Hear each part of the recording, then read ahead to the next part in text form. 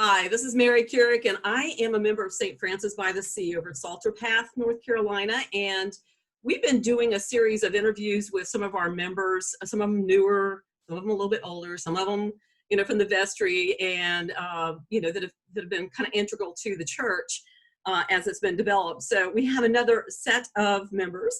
So we have Joan and we have Jimmy. And they live in the Morehead City area, and we want to find out a little bit more about them, because the whole point of this is to bring some of our membership to the people who can't come and see us, but might be seeing the services, and maybe invite them to get to know us a little bit better. So Jimmy, I'm going to start with you. Tell us how you guys got here. I know you kind of maybe were a little bit more established than Joan came along, but give us a story. Well, quite honestly, Joan was here first, and I came. Oh, okay, gotcha. Yeah, I'm in the military, so I'm pretty much moved around. And when I came back from Afghanistan, I told my mom, I said, I want to go back to North Carolina. And she says, well, go anywhere but Wilmington because it floods. So I came here instead. So it comes to Emerald Isle and we have a hurricane. Yeah. Have you ever been to Salter Path during a hurricane? The waters meet, so. Right. Okay. So, Joan, your story. Yeah. Grew up in Fayetteville. For those of you who don't live there, it's Fayetteville, but for those who live there, it's Fayetteville. So I grew up there. My sister was a Methodist minister and was transferred to Swansboro United Methodist Church, and that's how we found Emerald Isle. They bought a place on the island 30, she and her husband, 31 years ago. So we have been coming down here that long, and in 2007, I bought a place on the island, a condo, oceanfront, and loved it. And Jim and I met and got married 5 years ago, and we lived very well in that tiny little condo with 2 dogs. 700 square feet, the 2 of us had 2 dogs. And as long as you got that ocean view, I'm just you're good to go. We had a deck, and it was like, that's where we lived. We loved it. Florence was a tough year, and Florence was the straw that broke the camel's back, but it wasn't that made us move. It was time. We'd been looking at houses. We found Bogue Watch. We love it here. So we moved from the ocean to the sound, and we love to kayak and be outside. Yeah. So it was a good fit. It was time to move, and but we didn't want to leave the area, so we found a house and just fell in love with it, and here we are. Yay. So did I hear you talk about dogs? You have 2, is this right? Lily, come here. we love to see dogs. It's part of the family. Lily and Brody. Lily is a rescue. We got awesome. From If I Could Have 500. This is Lily. Oh, look at that face. Little Min Pin, Chihuahua mix, and then we've got a little Pomeranian. Bye. Yeah. If I could have a million animals, that's what it was. When I grew up, I had horses my whole life, and then when my father was a home builder, and my sister got 8 years of Duke, and I got 10 acres and a house. So that's a trade-off. Duke and everything for so long. I had gone to Fayetteville Technical Community College and worked in teeth my whole life. I had a dental lab for almost 20 years, and did something with my hands all the time, but I was in dental my whole life. In the last 20, I had a dental lab. So, but that was my start with the house, and I think they felt guilty that Susan had so many years, and they got off real cheap with me. So. They did, but you know what? I used to always say to my kids, if I could have pointed you in the right direction for making good money, it would have been in dental school if I had known better at that point in time, because I think that's a good sustainable career path to get in. Now, are you both retired now? She's kind of. I am definitely retired. He's retired. I am not. I don't do well. It's hard for me to sit here right now. So I know, things to do. In a little store down. Like I said, I worked with my hands my whole life, so it's very hard for me to not. In fact, I'm sitting here cleaning the table and straightening things up right now. I'm trying to keep my hands still.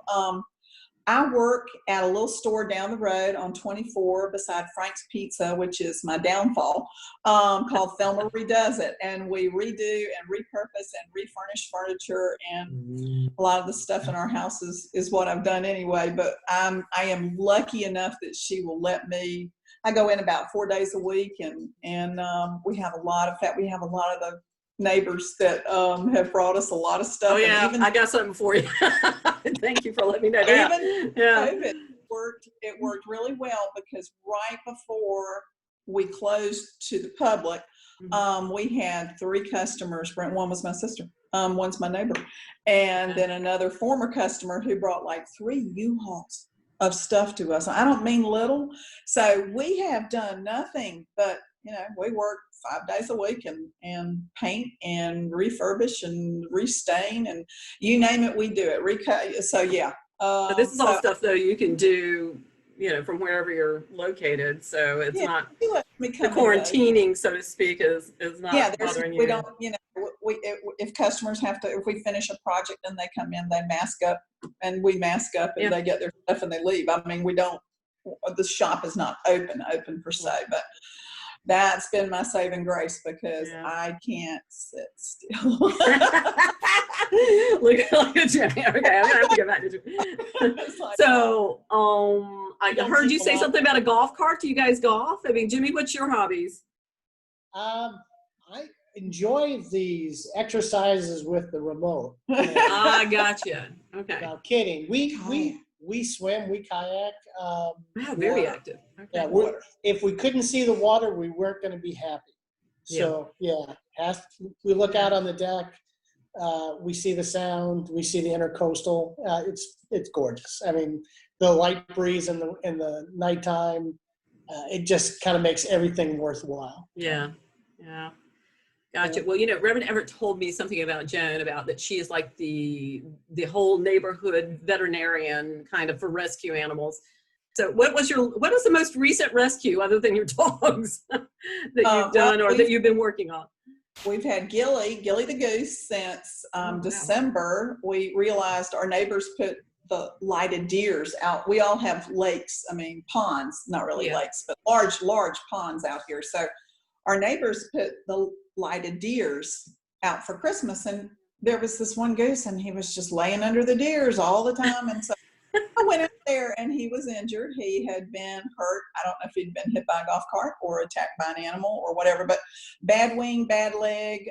He'll never fly again. But Gilly, we took care of for about 6 months. Well, we still do, but during the summertime, they don't need us. But in the wintertime, because he can't fly, he could only stay around this pond. So his food sources were limited. So we took care of him during the summer, and he comes when called, and he's quite the character. And you have to watch out when he brings over like 25 friends for supper. Okay. And, when one puts his head down and heads for you, you're in trouble. Yeah. I have not been goosed by the geese, so that's a good thing. But good. We take care of Gilly.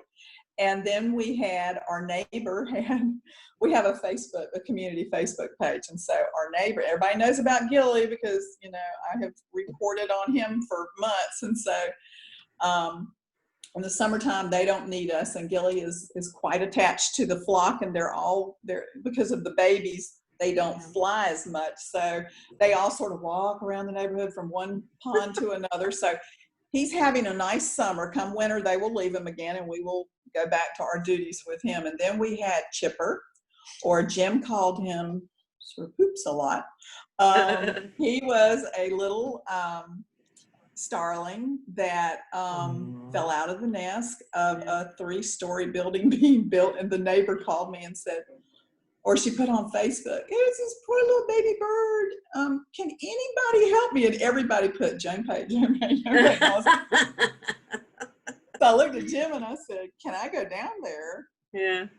And take, I said, "I got to go help her because she's got a newborn baby," and she wasn't going to do it. So he said, "You're going to regret this." And I said, "Are you telling me?" But you're going to regret this. So And I hate to say I think we now know who to call. I'm taking Yeah. care of her, but 24 hours a day and feeding like every hour. Oh, on I day. She has to know. put every 15 minutes. And I told him that first night, I was like, Chip, this is going to be every hour, son, because I can't get up that much. But anyway, he got to I take him outside and he walks between my legs, and then he got to the point where he could fly, but he hadn't learned yet how to eat like off the ground or off a plate or bird seed or things like that. He was still eating his ground up food, which I won't tell you what that was. But he decided to start flying, and he'd get up on my shoulder, and I'm like, no, because we've got a Labradoodle on one side and 3 cats on the other of our neighbors. And I said, he's too young to be doing this. So we ended up taking him to Al's. Al's knows me very well.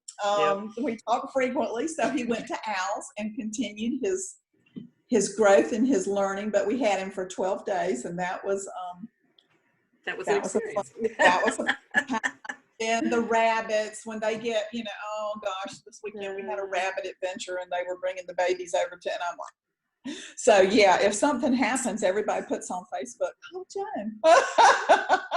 John, we're calling Joan. He has what he calls his chickens. Basically, he feeds the birds out here every day, and honestly, I'm sure the neighbors hate that, but it's a variety. It's your starlings, it's your cardinals, it's everything, and he just enjoys it. But there's one out there I've seen that kind of gimp leg, and he's got a feather hanging off of him, and like I think something's attacked him. Don't so I know. So if we don't listen. Oh Lord! But we do know now. Yeah, we get critters every now and again. It's crazy. So I'm going to ask you the final question, Jimmy. What brought you guys to St. Francis?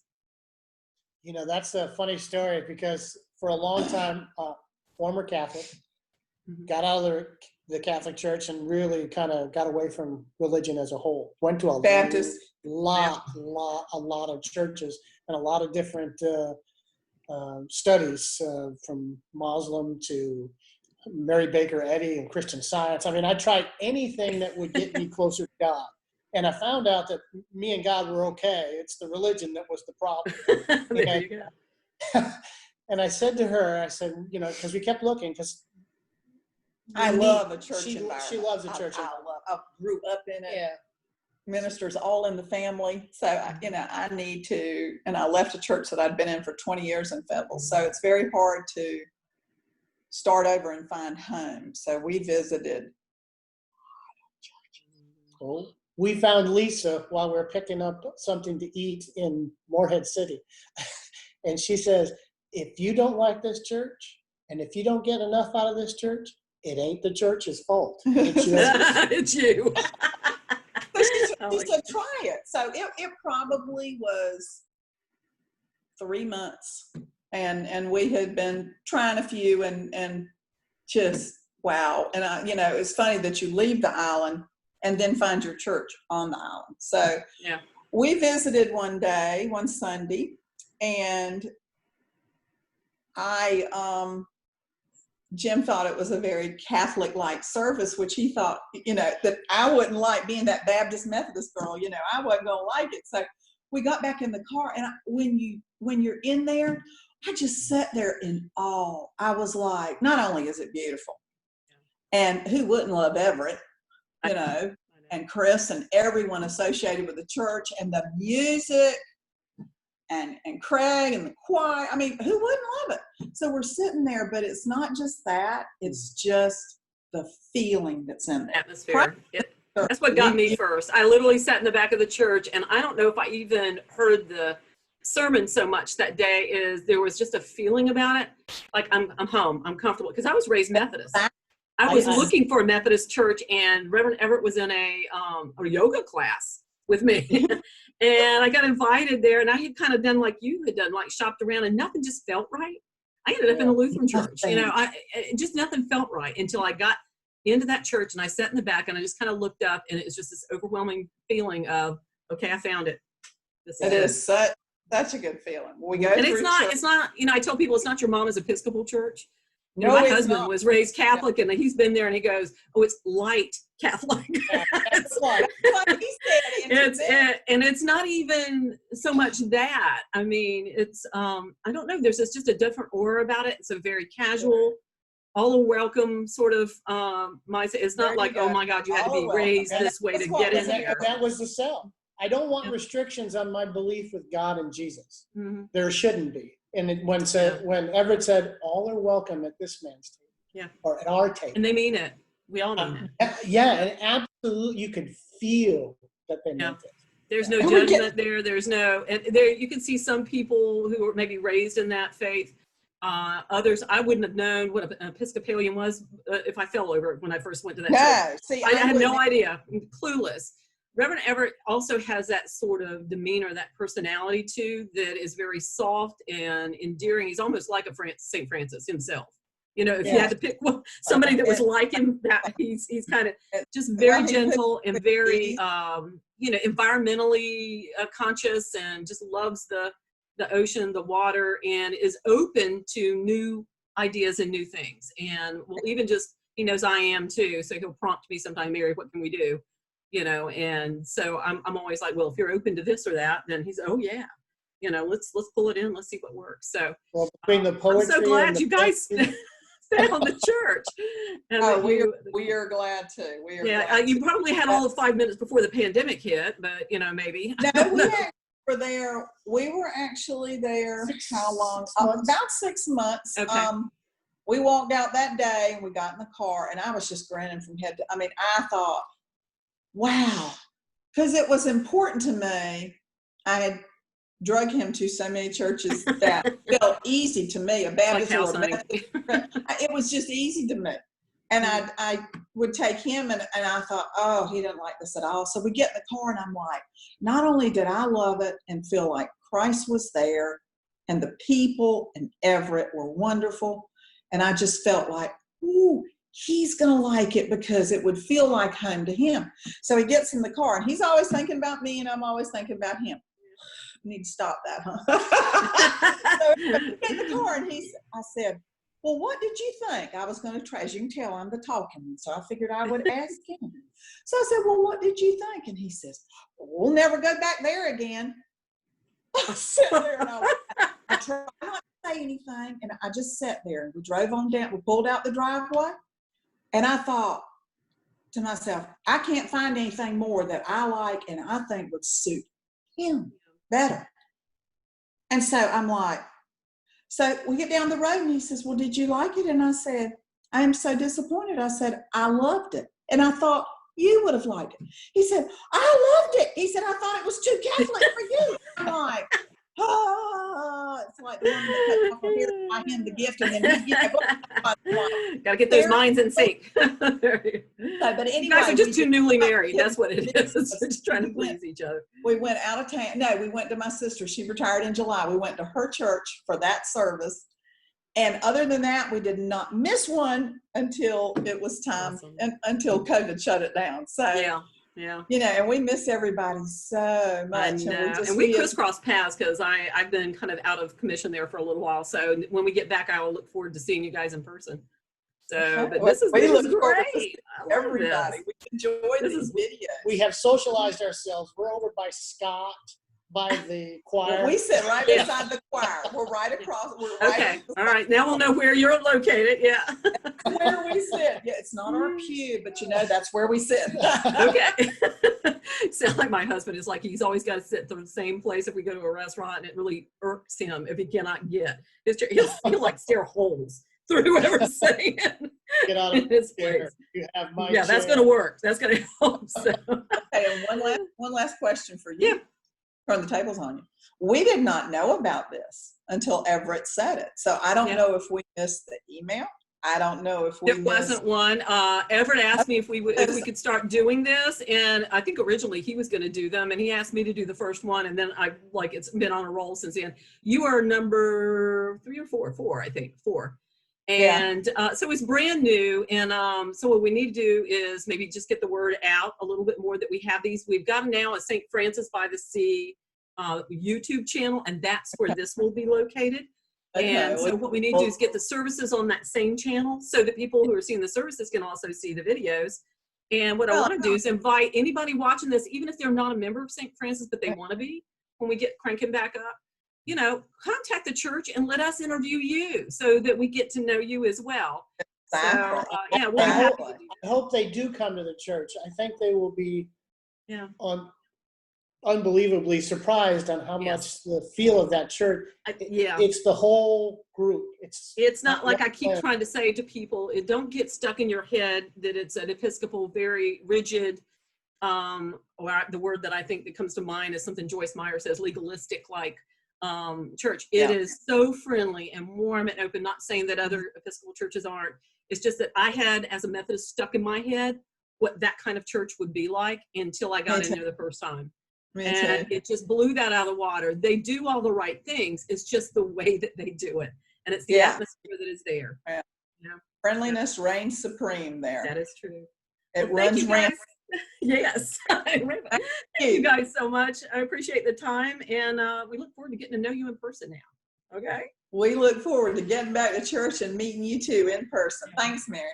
Thank you.